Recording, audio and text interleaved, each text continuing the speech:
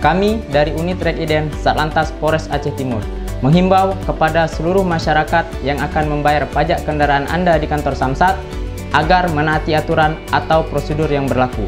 Jangan pernah menitip lewat calo atau perantara karena dapat merugikan diri Anda sendiri.